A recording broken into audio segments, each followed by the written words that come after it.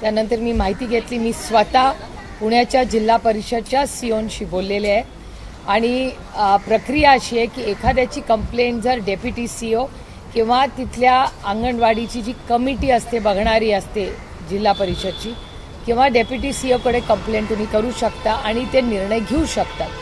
त्याच्यावर अपील करायचा अधिकार हा सीओंकडे आहे. मी सीओंना विनंती केली. सीओनी मला सगळा प्रोसेस समजून सांगितला. त्याच्यानंतर देव्यांनी तो प्रोसेस फॉलो केलेला आहे. ऑलरेडी सीओंकडे त्यांनी मागणी आज केलेली आहे. त्यामुळे माझी पुणे प्रशासनाला विनम्र विनंती आहे की सत्याचा आवाज दाबू नका.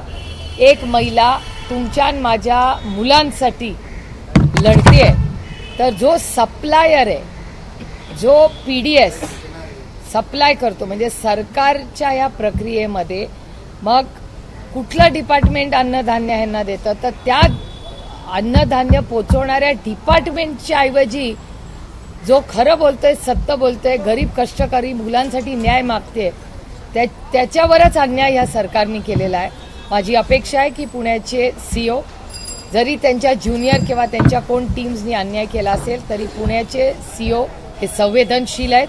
त्याच्यामुळे माझी अपेक्षा आहे की ते उद्याच्या उद्या ह्याच्यावर निर्णय बदलतील आणि देवयानीला पुन्हा सन्मानाने कामावर घेतील एवढीच अपेक्षा. पण ह्या सरकारला माझी माननीय मुख्यमंत्र्यांना विनंती आहे की जे सत्य आहे ते कृपा करून दाबू नका. ही लोकशाही आहे, दडपशाही नाही.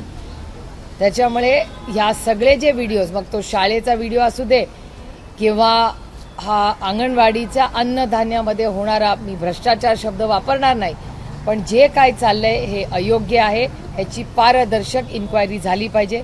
जशा आश्रमशाळांमध्ये आपण बघतोय काय झालंय, दीपकेंच्या व्हिजिट्स असतील शाळेच्या त्याच्यावर बंदी आणेल अशा वर्तमानपत्रात बातम्या. हे दुर्दैवी आहे की जर आजची मुलं रस्त्यात म्हणजे खड्ड्यांचा विषय असेल किंवा अन्नधान्याचा मध्ये जे चुकीच्या क्वालिटीचं, वाईट पद्धतीचं हे सगळं अन्नधान्य मुलांना पोचतंय, मग त्याच्यात करप्शन होतंय का काय हा एक मोठा प्रश्नचिन्ह दबक्या आवाजात लोक आता बोलत आहेत. आणि शाळेसाठी एवढा मोठा निधी जर शिक्षणात जातो तर मग हा निधी जातो कुठे, पैसे जातात कुठे आणि कशाचीच? रस्त्याची क्वालिटी नाही, शिक्षणाची क्वालिटी नाही, आश्रमशाळांची नाही, आता अंगणवाडीची नाही, मग राहिलं काय? त्यामुळे हे अतिशय गंभीर आहे आणि महाराष्ट्राला न शोभणार. विरोधी पक्षनेते राहुल गांधी पुण्यात येत आहेत. छात्रवृत्ती क्रूजला परवानगी दिली, मात्र 30 अटी गाठलेल्या आहेत ज्या जाचक आहे तसा आरोप काँग्रेसनं केलेला आहे सध्या. बघा, एका लोकशाहीमध्ये या देशाचे राहुलजी एक युवा नेते आहेत आणि LOP पण आहेत, म्हणजे लीडर ऑफ ऑपोजिशन आहेत. ते जर एक कार्यक्रम घ्यायला, त्यांच्या संघटनेचा कार्यक्रम घ्यायला पुण्यात येत असतील तर एवढ्या अटी शर्ती कशाला? लोकशाही पद्धतीनेच येत आहेत, शांततेच्या मार्गाने येणार, भाषण करणार, मुलांची संवाद साधणार आणि जाणार. त्याच्यात गैर काय? त्याच्यासाठी अटी शक्ती म्हणजे मला कमाल वाटते. आणि पुण्यासारख्या ठिकाणी जिथे रोज म्हणजे कोयता गँग आहे, तिथे खून होत आहेत, अनेक वेळा मुलींचा विनयभंग झालाय, त्याच्यासाठी अटी शर्ती नाही. पण राहुलजी पुण्यात येत आहेत एक भाषण करायला आणि संवाद साधायला, त्याला अटी शर्ती. हे दुर्दैव आहे. आणि हा डेटा माझा नाही. पुणे हा महाराष्ट्रात 1 नंबरला क्राईमला आहे. हा माझा डेटा नाही. हा डेटा भारत सरकारच्या होम मिनिस्ट्रीचा आहे, ज्याचं नेतृत्व आज अमित भाई शाह करतात. एका वेळेस पृथ्वीराज चव्हाण असं म्हणाले आहेत, गेले काही दिवस त्यांच्या मुलाखती खूप चर्चेत आहेत. ते असं म्हणतात की शरद पवार आणि अजित पवार यांचा पक्ष एक होतो आहे असं माझ्या कानावर आहे आणि 2014 मनुवाद्यांच्या नादी लागू नये असं ते म्हणाले. पृथ्वीराज बाबा हे राज्याचे महत्त्वाचे सिनियर नेते आहेत आणि एका सशक्त लोकशाहीमध्ये त्यांना मार्गदर्शन करायचा अर्थातच अधिकार आहे.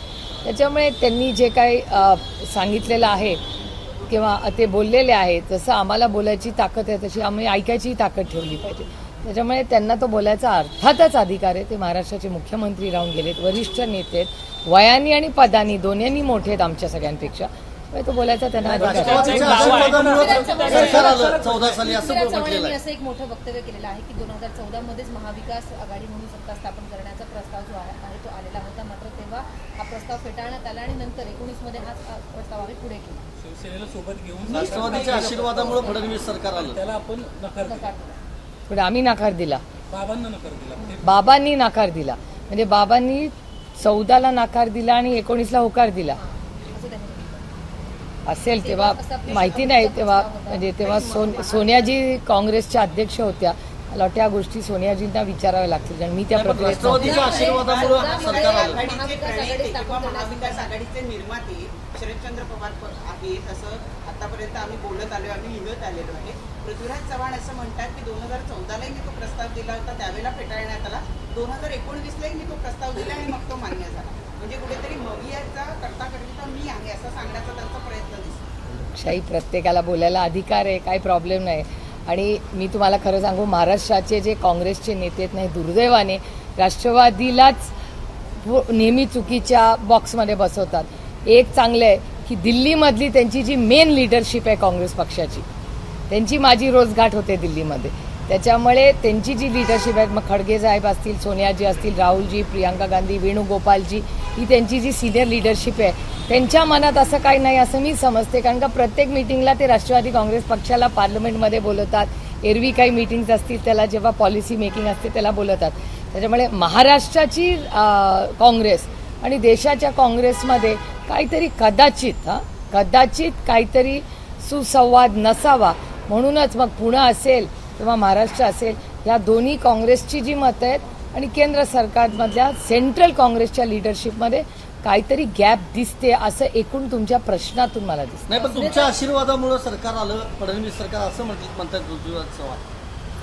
लोकशाही हो, प्रत्येकाला बोलायचा अधिकार आहे. सुनेत्रा पवार यांच्या नियुक्तीबाबत त्यांच्याच पक्षातले काही नेते त्यांना नियुक्तीचा पाठवत आहेत. तर यावरून काँग्रेसनं अशी शंका उपस्थित केलेली आहे की भाजपचेच काही स्लीपर सेल म्हणून लोक त्या पक्षात काम करत आहेत. तुम्हाला काय वाटतं? राष्ट्रवादी काँग्रेस पक्ष, अजित पवार गट ते काय करतात आता तो त्यांचा वैयक्तिक प्रश्न आहे. आमची लढाई त्यांच्याबरोबर क्लिअर कट सुप्रीम कोर्टमध्ये चाललेली आहे. आजही मी माझ्या मतावर सातत्याने ठाम आहे. राष्ट्रवादी काँग्रेस पक्ष ह्याचा फाउंडर मेंबर आणि फाउंडर प्रेसिडेंट हे शरद पवार कालही होते, आजही आहेत आणि उद्याही राहतील. पहिला मुद्दा, आमची केस ही पहिली इलेक्शन कमिशनला गेली. इलेक्शन कमिशनमध्ये आमचं जे कॉन्स्टिट्यूशन आहे, राष्ट्रवादी काँग्रेस पक्षाचं जे संविधान आहे, त्या संविधानामध्ये आमदार खासदार काय म्हणतात त्याला मतदान नाही आहे. ऑर्गनायझेशन कुणाच्या बरोबर आहे ते महत्त्वाचं आहे. ऑर्गनायझेशनची सगळी कागदपत्र, सगळी ॲफिडेव्हिट्स, सगळा जो पत्रव्यवहार आहे तो पूर्णपणे आम्ही त्या 8 हिअरिंग्समध्ये, जिथे 80 वर्षाचे शरद पवार ज्यांनी पक्ष स्थापन केला ते स्वतः प्रत्येक हिअरिंगला हजर होते. आणि त्या प्रत्येक हिअरिंगमध्ये काय झालं हे तुम्हालाही सगळ्यांना माहिती आहे. प्रत्येक वेळेस आम्ही ब्रीफिंग केलं. 8 मीटिंग झाल्यानंतर 8 वेळा ऐकून घेतल्यानंतर आमच्यावर अर्थातच तो आदरणीय पवारसाहेबांवर अन्याय होता. कारण का ते फाउंडर मेंबर, फाउंडर प्रेसिडेंट आणि पेपरवर्क सगळं त्यांचं व्यवस्थित आहे. म्हणून आम्ही सुप्रीम कोर्टात गेलो. सुप्रीम कोर्टात आजही आम्ही हिअरिंग मागतोय, पण सुप्रीम कोर्टात आम्हाला हिअरिंग मिळत नाही. आणि राष्ट्रवादी काँग्रेस पक्ष, शरदचंद्र पवार ही एक अरेंजमेंट आम्हाला करून देण्यात आली. कारण का आम्ही आज राष्ट्रवादी काँग्रेस पक्ष, अजित पवार गटाच्या विरोधात आजही आमची कोर्टात केस चालू आहे. कारण का मी मागेही तुम्हाला बोलते, मी पुन्हा रिपीट करते की आमची ही लढाई ज्याचा पक्ष आहे त्याला तो मिळाला पाहिजे. आणि नंतर आदरणीय पवारसाहेबांनी त्या पक्षाचं काय करायचं हा आदरणीय पवारसाहेबांचा स्वतःचा आणि त्यांची जी टीम असेल त्या प्रक्रियेमधली त्यांचा असेल. तो आमचा कुणाचा वैयक्तिक प्रश्न नाही.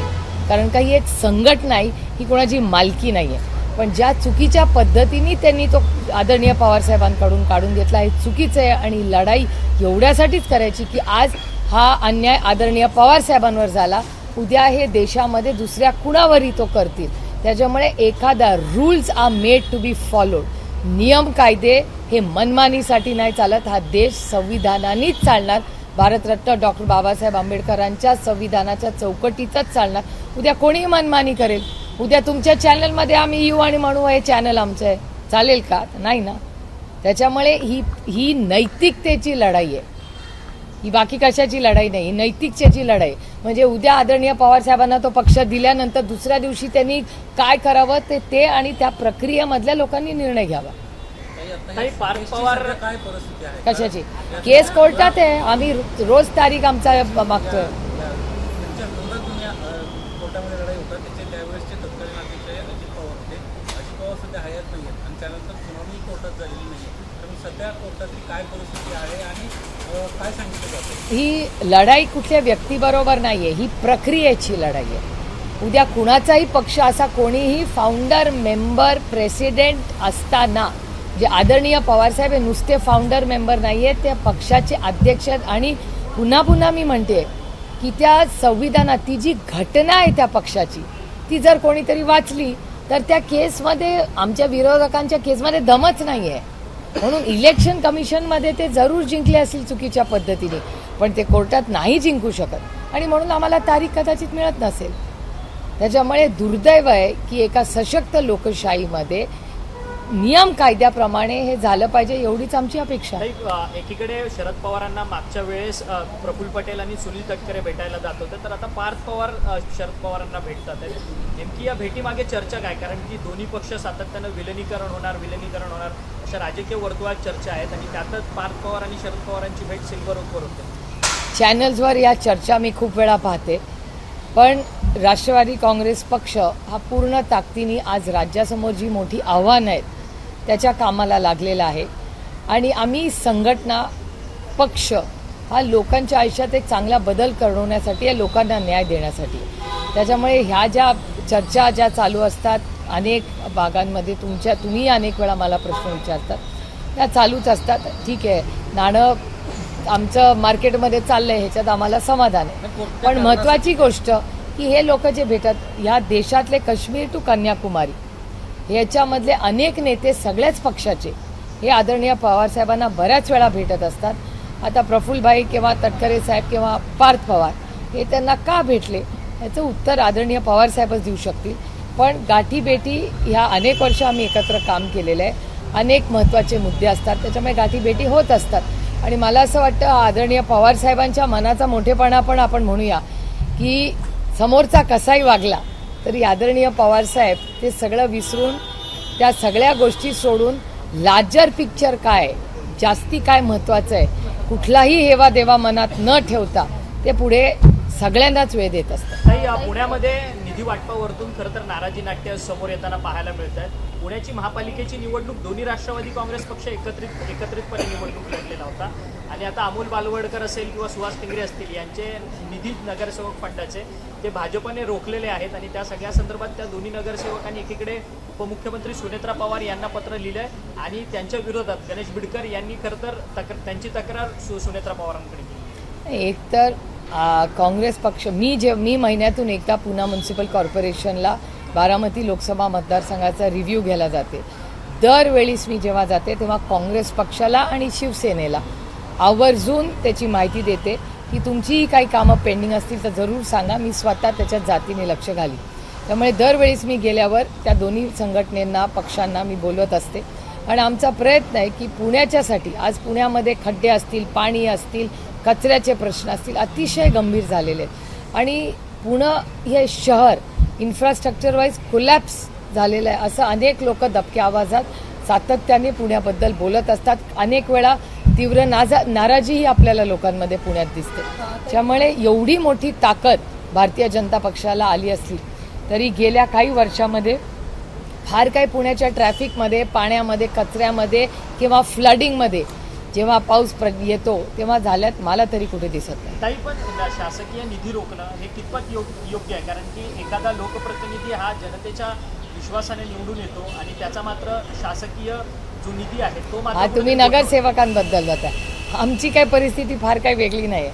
आम्ही विरोधातले खासदार आहोत, आम्हाला कुठे निधी मिळतो? आम्ही एवढी पत्र पाठवतो, आम्हालाही निधी मिळत नाही. त्याच्यामुळे निधी रोखणं वगैरे ह्या गोष्टी हा सरकारमध्ये खूप दिसतात. आमचं जेव्हा सरकार होतं तेव्हा आमच्या लोकांची तर कामं व्हायचीच, पण विरोधकांची कामं कधी वेळा डबल स्पीडनी करायचो आम्ही की ठीक आहे विरोधक असला तरी काय झालं, त्याच्या भागाचाही विकास झाला पाहिजे.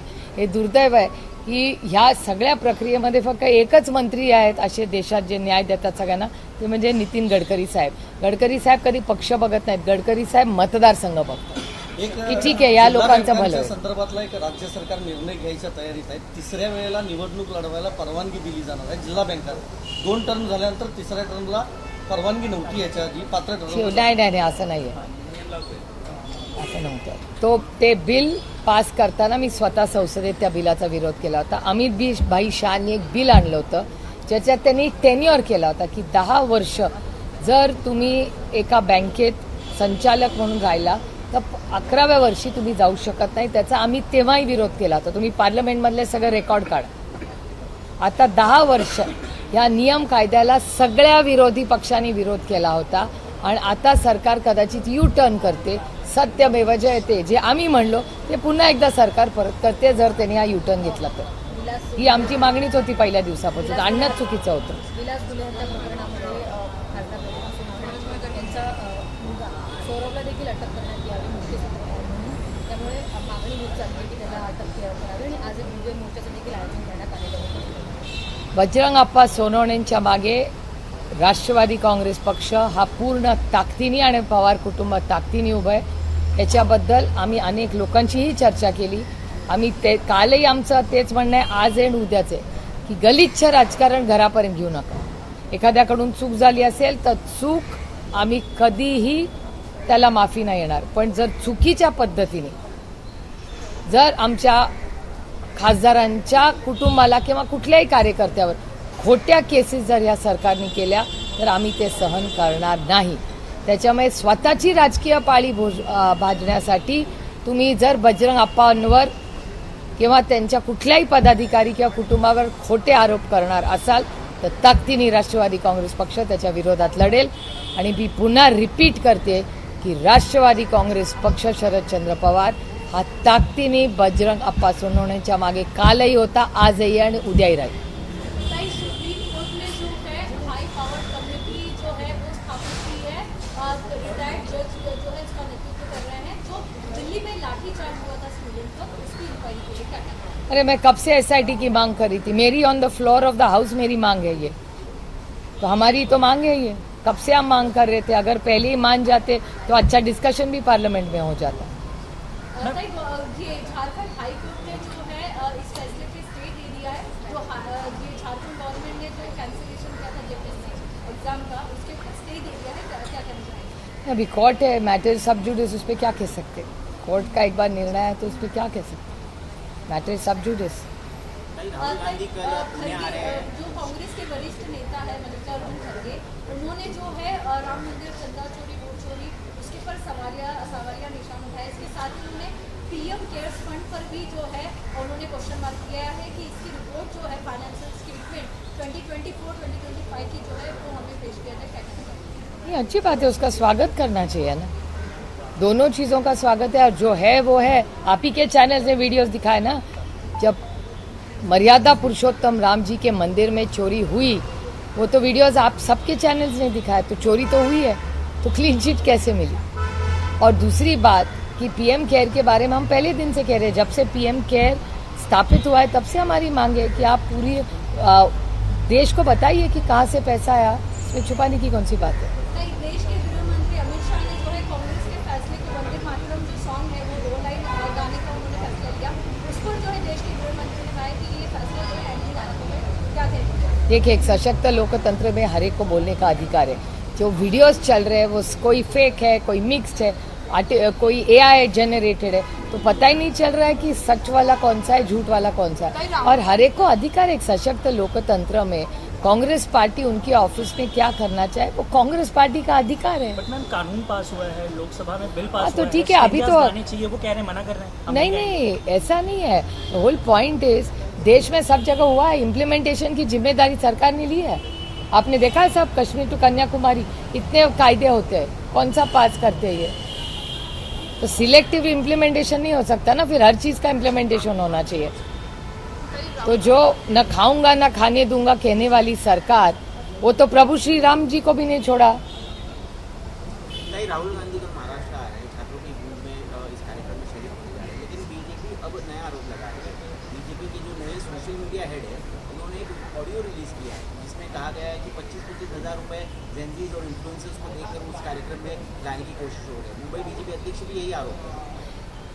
मुझे आश्चर्य लग रहा है कि भारतीय जनता पार्टी हमारे जेनजी का अपमान क्यों कर रही है, और उनको शायद याद नहीं, शायद उन्होंने सुना नहीं होगा कि उन्हीं के वरिष्ठ नेता आरएसएस के हेड माननीय मोहन भागवत जी ने कहा कि शायद ये कोट आपके चैनल पे ही कोट होगा, वीडियो होगा, जो शायद भारतीय जनता पार्टी ने सुना नहीं होगा, कि जेनजी सबसे ज्यादा ऑनेस्ट और ईमानदार है।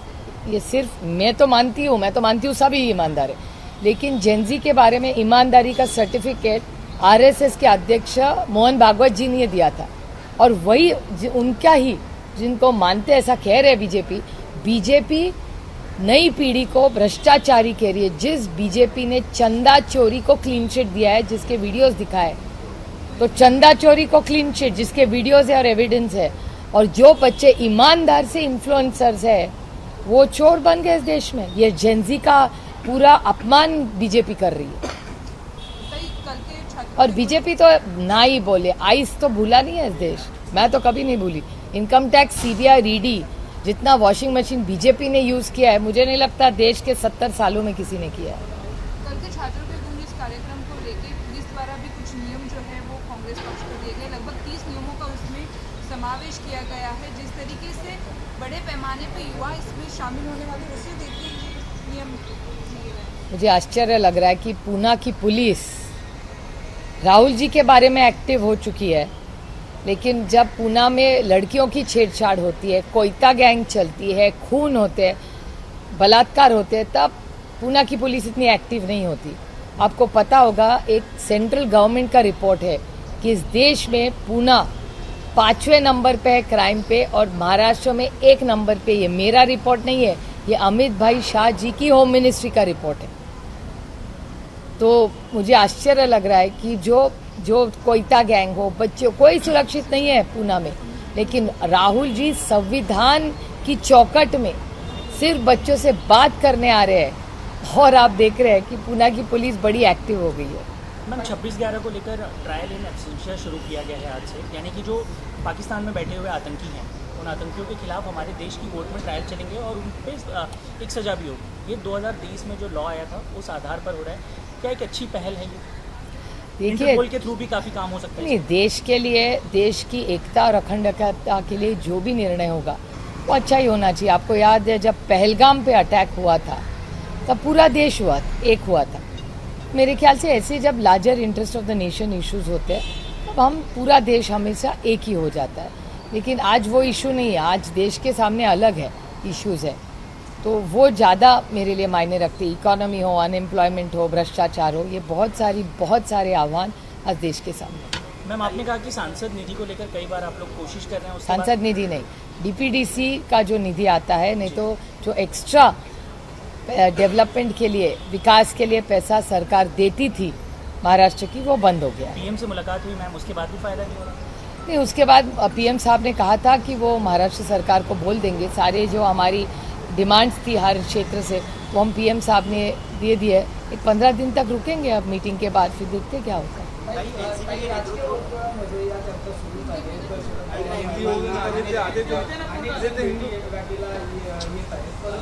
या सगळ्या गोष्टी होत असताना तुम्हाला जर म्हणजे आता मंत्रिपदाची ऑफर आहे, भाजपकडून तुम्हाला संधी मिळत असेल असं काही म्हटलं गेलं असेल तर तुम्ही जाणार का भाजपसोबत आणि मंत्रिपद स्वीकारणार? एक तर 12 वर्ष माझा शपथविधी आणि डिपार्टमेंट मीडिया ठरवते. मोदीजींना पण विचारत नाही की डिपार्टमेंट आहे, परस्पर डिपार्टमेंट पण ठरतं आणि माझी शपथविधी पण ठरते. त्याच्यामुळे तुम्ही आता लहान आहात, 12 वर्षाचे पूर्वी किती वर्षाचे होता माहिती नाही, पण जरा गंमत म्हणून तुम्ही ChatGPT मधून या सगळ्यांचं काढा, तुमचे जे सिनियर रिपोर्टर आहेत. 12 वर्ष माझा शपथविधी घेत आहेत 2014 पासून. सुनेत्र पवार की नेतृत्व में जो एनसीपी है लगातार उनमें जो अंदरूनी घमासान है वो सामने आ रहा है. फिर एक बार पूर्व राष्ट्रीय सचिव जो है सच्चिदानंद, उन्होंने एक रिमाइंडर नोटिस चुनाव आयोग को भेजा है जिसमें चैलेंज किया गया है उनके राष्ट्राध्यक्ष को. ये एनसीपी अजीत पवार गठ का अंतर्गत मामला है. हमारी तो उनके खिलाफ पूरी ताकत से सुप्रीम कोर्ट में केस चल रही है और हमारी मांग है कि जो फाउंडर मेंबर और प्रेसिडेंट है जी शरद पवार जी है, पार्टी उनको ही मिलनी चाहिए। और अगर पार्टी का आप कॉन्स्टिट्यूशन देखें तो कॉन्स्टिट्यूशन में जो प्रक्रिया इलेक्शन कमीशन में हुई है वो गलत हुई है, और हमारी लड़ाई सिर्फ इतनी तक सीमित है कि ये पार्टी आदरणीय पवार साहब की कल थी, आज है और कल भी रहेगी, और इसीलिए हम लड़ रहे हैं। और उसके बाद पवार साहब को पार्टी मिलने के बाद उनको क्या करना है वो और उनकी पूरी जो कोर टीम है वो तय करे। लेकिन ये लड़ाई इसलिए मायने रखती है कि जिस गलत तरीके से इलेक्शन कमीशन ने शरद पवार जी जो फाउंडर मेंबर भी है और फाउंडर प्रेसिडेंट भी है, गलत तरीके से वो संविधान की धज्जियां उड़ा के उनसे पार्टी ले ली उन्होंने, वो गलत है। और आज हमारे साथ हुआ है, कल आपके साथ हो सकता है। तो ये लड़ाई सिर्फ खुद के लिए या पवार साहब के लिए नहीं है, इस देश का जो सत्य है और संविधान के लिए। महाराष्ट्र के ट्रांसपोर्ट मिनिस्टर ने मराठी को लेकर जो जांच जम्मू कश्मीर में विजिट पर टीडीपी की जो मेन मुख्य नेता है महबूबा मुफ्ती, उनका कहना है कि उनके जम्मू कश्मीर विजिट से जो है अमेरिका के यहाँ पर जम्मू कश्मीर का विषय सॉल्व नहीं होने वाला है। ठीक है, हर एक को अपना मत बोलने का अधिकार है इस देश में। राला महाराष्ट्र के ट्रांसपोर्ट मिनिस्टर ने कहा है कि मराठी भाषा आना अनिवार्य रहेगा। अभी कार्रवाई भी 2 दिन से शुरू हो चुकी है। कई सारे लोगों ने इसका विरोध भी किया है। कई सारे लगभग 1 लाख के ऊपर ड्राइवर्स ने मराठी सीखने के लिए पहला कदम भी उठाया। देखिए, ये फ्लाइंग स्क्वाड्स वगैरह कर रहे हैं, मैं आपकी चैनल पे देख रही, लेकिन किसी को डराना और धमकाना गलत है। उनको मदद करिए। कई लोगों को सीखने में कई लोगों को ज़्यादा टाइम लगेगा, कोई को कम लगेगा। मेरे ख्याल से प्यार से विश्वास से सबको ये चीज़ें करनी है। डरा धमका के ये राज्य नहीं चलेगा। अगर किसी को मराठी नहीं आती, अच्छा ऐप बनवाइए, सिखाइए, आप मदद करिए, प्यार से करिए। लेकिन जिस तरह से डरा धमका के फ्लाइंग स्क्वाड, काश ये फ्लाइंग स्क्वाड किसी आंगनवाड़ी में भी चला जाता और मेरे भूखे बच्चों को अच्छा खाना मिलता। काश ये फ्लाइंग स्क्वाड किसी आश्रम शाला में चला जाता तो मेरे 3 बच्चे बच जाते।